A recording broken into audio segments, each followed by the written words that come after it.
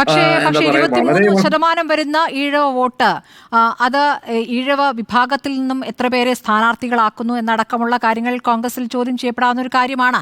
ഇപ്പോൾ അതുകൂടി കണ്ടുകൊണ്ട്, അല്ലെങ്കിൽ SNDP യോഗവുമായി ബന്ധപ്പെട്ട അപ്പുറത്ത് BDJS എന്നൊരു സംവിധാനം കൂടി വന്നിരിക്കുകയാണല്ലോ. BDJS വരുമ്പോൾ അതിൽ BJP അവിടേക്ക് കടന്നു കയറാൻ ശ്രമിക്കുന്നു. ഈഴവ വോട്ടുകൾ CPM-നാണ് നേരത്തെ പോയിട്ടുള്ളതൊരു യാഥാർത്ഥ്യം അവിടെ നിൽക്കുന്നു. അപ്പോൾ ഇനി ഒരു പ്രകോപനം ഉണ്ടാക്കേണ്ടതില്ല എന്ന ഒരു നിലപാടിലേക്ക് എത്തുന്നു.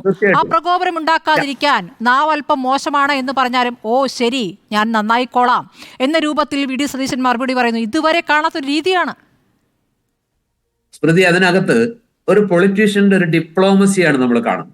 അതായത് ചില രാഷ്ട്രീയ യാഥാർത്ഥ്യങ്ങളുണ്ട്. അദ്ദേഹം ആ ഘട്ടത്തിൽ പറഞ്ഞു ഞാൻ ആരെയും തിണ്ണനിറങ്ങാനില്ല എന്ന് പറയുന്നത് അന്നത്തെ VD സതീശനിൽ നിന്ന് VD സതീശൻ വളരെ ദൂരം വളർന്നിരിക്കുന്നു എന്ന് കൂടി നമ്മൾ ഉൾക്കൊണ്ടുണ്ട്. VD സതീശൻ അന്നുണ്ടായിരുന്ന സാധ്യത അല്ല എന്നുള്ളത്. ഇന്ന് മുഖ്യമന്ത്രി സ്ഥാനത്തേക്കുള്ള ആ ഒരു മത്സരത്തില് ഏറ്റവും മുൻപന്തിയിൽ നിൽക്കുന്ന ഒരാളാണ് അദ്ദേഹം. അദ്ദേഹത്തെ കുറിച്ചുള്ള പ്രധാന പരാതി എന്താ? പലപ്പോഴും മാധ്യമ പ്രവർത്തകരും അല്ലാതെ അദ്ദേഹത്തിന്റെ വിമർശകരും ഉന്നയിക്കുന്ന ഒരു പ്രധാന പ്രശ്നം എന്താന്ന് പറയുന്നത്, അദ്ദേഹം പിണറായിക്ക് പഠിക്കുന്നു എന്നൊരു പ്രയോഗം തന്നെയുണ്ട്. ചില സമയങ്ങളിൽ അദ്ദേഹം പൊട്ടിത്തെറിക്കുന്നു, വളരെ എന്താ പറയാ, വളരെ രൂക്ഷമായിട്ട് പ്രതികരിക്കുന്നു.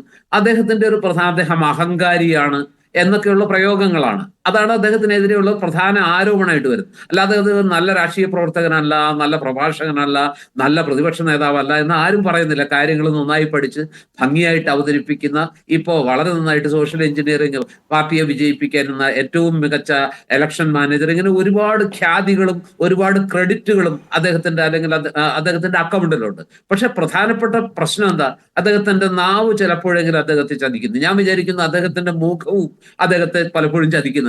VD സതീശൻ എന്ന നേതാവിന് പലപ്പോഴും മനസ്സിലുള്ളത് മുഖത്ത് വരാതിരിക്കാൻ അല്ലെങ്കിൽ പ്രകടിപ്പിക്കാതിരിക്കാൻ കഴിയുന്നില്ല. അദ്ദേഹത്തിന്റെ മുഖത്ത് മനസ്സിന്റെ കണ്ണാടിയായിട്ടാണ് പലപ്പോഴും മുഖം പ്രവർത്തിക്കുന്നത്. വേറെ ചിലരുടെ കാര്യത്തിൽ, രാഷ്ട്രീയ നേതാക്കളുടെ കാര്യത്തിൽ അങ്ങനെയല്ല. അവരുടെ മനസ്സിലുള്ളത് വായിച്ചെടുക്കാൻ പറ്റില്ല. പക്ഷെ VD സതീശന്റെ കാര്യത്തിൽ അദ്ദേഹത്തിന്റെ മനസ്സിലുള്ളത് എന്താണെന്ന് അദ്ദേഹം അറിയാതെ തന്നെ അദ്ദേഹത്തിന്റെ മുഖത്തുനിന്ന് വായിച്ചെടുക്കാം. അതൊരു സത്യമാണ്. ഒരു പോരായ്മയാണ് രാഷ്ട്രീയത്തിൽ. പലപ്പോഴും അദ്ദേഹത്തിന് ചില ഘട്ടങ്ങളിലെങ്കിലും അഭിനേതാവാകുന്നത് ഒരു നല്ല കാര്യമാണ്. പക്ഷെ അങ്ങനെ ഒരു അഭിനേതാവാകാൻ അദ്ദേഹത്തിന് കഴിയുന്നില്ല എന്നുള്ള ഒരു വസ്തുതയാണ്. പക്ഷെ മാത്രമല്ല, വാക്കുകളുടെ കാര്യത്തിലും അത് പലപ്പോഴും വളരെ ഡിപ്ലോമാറ്റിക് ആയിട്ട് എണ്ണ മുറിക്കുന്നത് പോലെയൊന്നും മുറിക്കാൻ അദ്ദേഹത്തിന് അറിയില്ല. അദ്ദേഹം പലപ്പോഴും വെട്ടിമുറിക്കുന്ന രീതിയിലൊക്കെ സംസാരിക്കാറുണ്ട്. പക്ഷെ ഇപ്പൊ VD സതീശൻ ചെയ്തിരിക്കുന്നത് വളരെ തന്ത്രപൂർവ്വമായിട്ടുള്ള, വളരെ രാഷ്ട്രീയ മർമ്മം അറിഞ്ഞുള്ള ഒരു കളിയാണ്.